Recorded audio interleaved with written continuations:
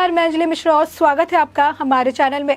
इस वक्त जिस तरीके की खबरें सामने आ रही है उससे ये बात तो साफ हो गई है कि महाराष्ट्र की सरकार और अनिल देशमुख की मुश्किलें जो है और बढ़ती हुई नजर आ रही है। जहां पर आपको बता दें कि सेशन कोर्ट ने अनिल देशमुख को जुडिशियल कस्टडी में है जो 14 डेज के लिए भेज दिया था, जिसके बाद ईडी जो है वो अब बॉम्बे हाई कोर्ट गई और उन्होंने इसकी कस्टडी के लिए जो है सामने उन्होंने याचिका रखी थी, जिसे बॉम्बे हाई कोर्ट ने जो है मान लिया है। जी हाँ, आपने बिल्कुल सही सुना। आपको बता दें कि सेशन कोर्ट ने जो लॉ ये पास किया हुआ था उसके उन्होंने खारिज कर दिया है और उन्होंने ईडी की रिमांड में अब उन्हें 12 नवंबर तक के लिए भेज दिया है, जहां पर उनसे पूछताछ की जाएगी सब मनी लॉन्ड्रिंग मामले को लेकर। आपको बता दें कि जुडिशियल कस्टडी में जहां पर उन्होंने सेशन कोर्ट ने भेजा था वहां पर न रिमांड होती है ना ही ज़्यादा पूछताछ की जाती है, लेकिन ईडी में वहां पर जाकर जब ईडी पूछताछ करती है तो कई सारे सवाल जो है खुलकर सामने आता है। कई सारे सवालों के जवाब भी ईडी उनसे निकालने में सक्षम होती है और यही कारण था जिसकी वजह से ईडी चाहती थी कि उन्हें जो है रिमांड पर यानी अनिल देशमुख को वो रिमांड पर ले सके,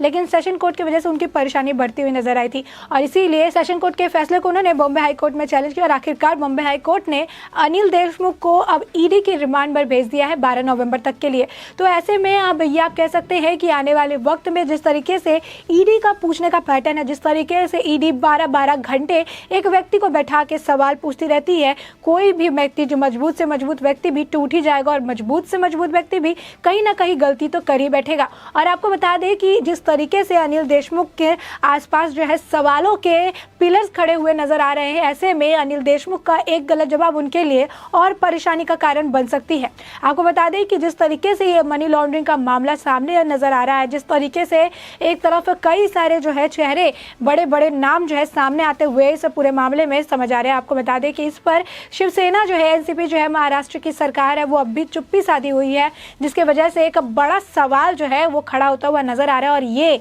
पूरा मुद्दा जो है कह सकते हैं ये जो पूरा राज है और ज्यादा गहराता हुआ नजर आ रहा है, क्योंकि उस वक्त के जो पूर्व गृह मंत्री थे यानी अनिल देशमुख 100 करोड़ की वसूली एक ऑफिसर यानी सचिन वाजे से कराने की बात करते हैं और हर महीने 100 करोड़ की वसूली लाने के लिए कहते हैं, जो कि वो मुंबई और महाराष्ट्र के बड़े बड़े रेस्टोरेंट्स एंड बार से वो कलेक्ट करने की बात कहते हैं। तो इसमें एक बड़ा सवाल जो अब तक साफ नहीं हो पाया वो ये है कि 100 करोड़ जैसी इतनी बड़ी रकम हर महीने उन्हें क्यों चाहिए थी। 100 करोड़ जैसी इतनी बड़ी रकम का वो क्या करते। और आखिर अनिल देशमुख के साथ आपको बता दें कि ऋषिकेश देशमुख को भी समन भेजा गया था, उनसे भी ईडी पूछताछ करने वाली है। तो ऐसे में अनिल देशमुख के साथ साथ ऐसे कौन से बड़े चेहरे हैं, ऐसे कौन से महाराष्ट्र की सियासत से जुड़े हुए लोग हैं, ऐसे कौन से ऐसे सरकार में जो है सरकार चलाए से बैठे हुए लोग हैं जो कि इस पूरे मनी लॉन्ड्रिंग मामले में जुड़े हुए हैं। अब ऐसे में जिस तरीके से ईडी पूछताछ कर रही है, अब ऐसे में जिस तरीके से अब ईडी ने अनिल देशमुख को रिमांड पर ले लिया है,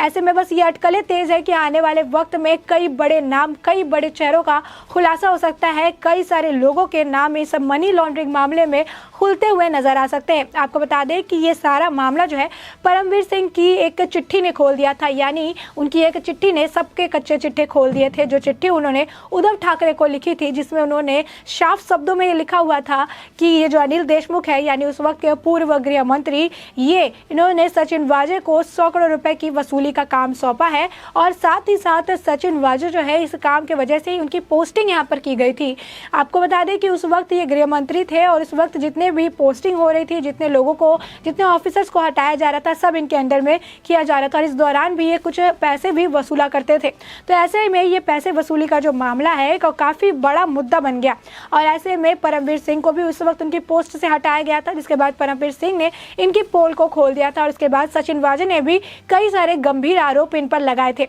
आपको बता दें कि इसी को लेते हुए अब जो है सचिन वाजे को तो पुलिस कस्टडी में भेज ही दिया गया है, इसके साथ ही इनको भी जुडिशियल कस्टडी में भेजा गया था, जिसके बाद ईडी ने अपने सामने से बॉम्बे कोर्ट में जाकर याचिका डाली थी ताकि इन्हें रिमांड पर ले सके और इन्हें कई सारे सवाल जो है इनसे पूछ सके जो अब भी क्लियर नहीं हो पाए हैं कि आखिर इनके अलावा यानी अनिल देशमुख के अलावा ऐसे कौन से चेहरे हैं जिन्हें इस 100 करोड़ की वसूली से फायदा होने वाला था। अनिल देशमुख के अलावा ऐसे कौन से और लोग हैं जैसे पूरी मनी लॉन्ड्रिंग वाले घोटाले में शामिल है। सचिन वाजे के अलावा और कौन से ऐसे ऑफिसर थे जिन्होंने इस 100 करोड़ की वसूली में उनकी मदद की थी। आपको बता दें कि उस वक्त ये मुद्दा इतना ज्यादा गहराया हुआ था कि उस वक्त के गृह मंत्री अनिल देशमुख को अपने पद से इस्तीफा देना पड़ गया था। अब ऐसे में सचिन वाजे की भी गिरफ्तारी हो गई थी और उनसे कई सारे सवाल पूछे जा रहे थे, जबकि उनका वो संतोषजनक जवाब नहीं दे पाए। और यही मामला अनिल देशमुख के साथ भी देखने के लिए मिला, जब उन्हें कई बार समन जारी किया गया लेकिन अनिल देशमुख आने को तैयार नहीं थे। और आखिरकार ईडी के समन के बाद,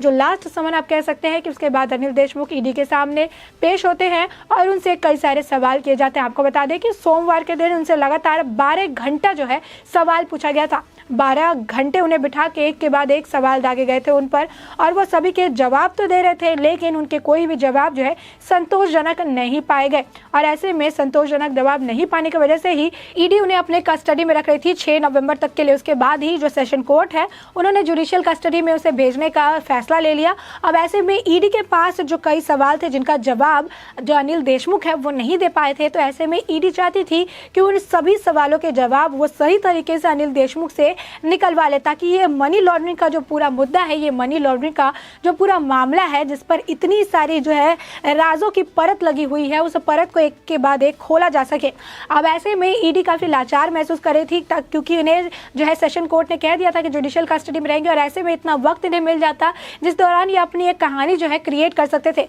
अब ऐसे में ईडी भी पीछे रहने वाली नहीं थी। उन्होंने भी अब ठान लिया है कि इस मनी लॉन्ड्रिंग के मुद्दे से, इस राज से वो पर्दा उठाकर ही रहेंगे। और आखिरकार अब उन्होंने इसे रिमांड पर ले लिया, यानी अनिल देशमुख को, ऋषिकेश देशमुख को भी समन जारी कर दिया गया है। अब इसी के साथ ये देखना भी काफी दिलचस्प होगा कि अनिल देशमुख, ऋषिकेश देशमुख के बाद अब ईडी किसे समन जारी करती है। अब जिस तरीके से आपको बता दें कि कृत समैया जो है, जो बीजेपी के एक नेता, वो इस तरीके से काफी बयानबाजी करते हुए नजर आ रहे हैं और बार बार अनिल जो है, अनिल पवार का नाम देते हुए नजर आ रहे हैं। उनका कहना है कि अगला नंबर उनका है और साथ ही उन्होंने इस पूरे मामले में अनिल देशमुख के दामाद की बात भी कही है। उन्होंने कहा है कि अभी जो है जिस तरीके से अनिल देशमुख, ऋषिकेश देशमुख का नाम आया है, अभी उनके दामाद का नाम आना बाकी है, अभी उनके साझेदार का नाम आना बाकी है और इसके साथ ही एनसीपी और शिवसेना के कई सारे और लोगों का नाम आना बाकी है। और सोच और सवाल का विषय कि ये भी है कि इतना मुद्दा जो है सामने आ गया है, इतना मुद्दा ये बढ़ चढ़कर देखने के लिए मिल रहा है, लेकिन इस पर ना महाराष्ट्र सरकार ना एनसीपी की तरफ से एक भी बयान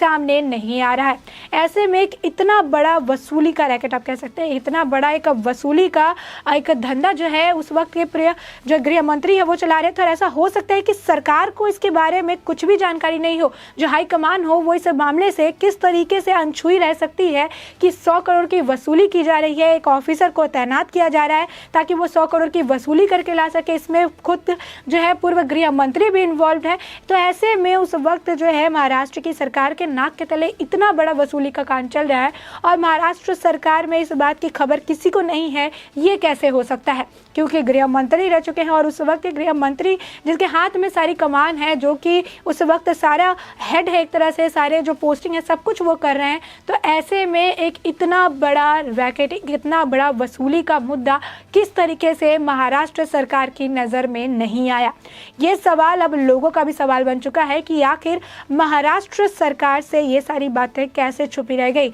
और आखिरकार जब इस तरीके से महाराष्ट्र सरकार से बार बार सवाल पूछे जा रहे हैं, एनसीपी को बार बार उठाया जा रहा है, शरद पवार का नाम सामने आ रहा है, इसको लेकर कई और अधिकारियों के नाम सामने आए, लेकिन सारे अधिकारी ने चुप्पी साध रखी है। कोई अधिकारी सामने आकर बात करने को या बयान देने को या फिर इस मुद्दे को लेकर क्लैरिफाई करने को तैयार नहीं है। शरद पवार भी सामने आते हैं लेकिन वो दूसरे मुद्दे को लेकर बोलते हुए नजर आते हैं, जैसे शरद पवार को पता ही नहीं कि आखिर महाराष्ट्र की सियासत में क्या चल रहा है, या फिर शरद पवार इस तरीके से बनते हैं जैसे उन्हें इस चीज से लेना देना ही नहीं है। जबकि कहीं ना कहीं शरद पवार का नाम इस पूरे मुद्दे में कई बार उठाया जा रहा है, चाहे वो मोहित कंबोज उठाए, चाहे वो कृत समैया उठाए। तो ऐसे में आप शरद पवार कहिए, उद्धव ठाकरे कहिए, इनका नाम कई बार लिया जा रहा है। और इस मनी लॉन्ड्रिंग में आप कह सकते हैं, ड्रग माफिया वाले केस में हर जगह उद्धव ठाकरे और शरद पवार का नाम सामने आ रहा है, लेकिन इसके बावजूद न उद्धव ठाकरे कुछ कहने को तैयार है, न शरद पवार कुछ कहने को तैयार है।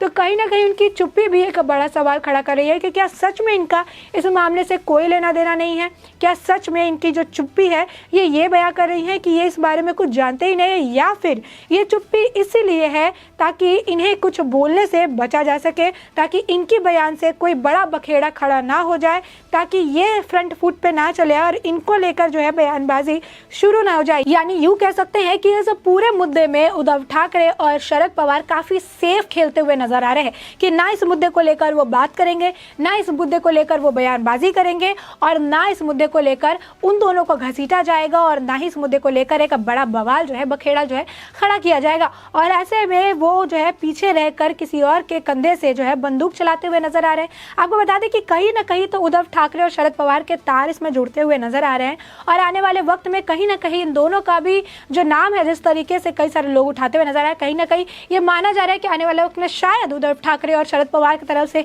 इस पूरे मुद्दे को लेकर कोई स्टेटमेंट जारी हो जाए। लेकिन अभी जो है, अभी ये ही है कि ईडी ने अब उन्हें रिमांड पर, यानी अनिल देशमुख अब रिमांड पर ले लिया है और आने वाले वक्त में कई सारे सवाल जो है ईडी के पास पड़े हुए हैं जिनका जवाब वो अनिल देशमुख से चाहते हैं। अब आने वाले वक्त में ईडी कौन से और राज का खुलासा कर पाती है और कौन से इस मनी लॉन्ड्रिंग वाले राज की परत को वो हटा पाती है, ये तो वक्त के साथ ही पता चल पाएगा। तब तक के लिए इस पूरे मुद्दे को लेकर आपकी क्या राय है, हमें कमेंट सेक्शन में कमेंट करके जरूर बताएं।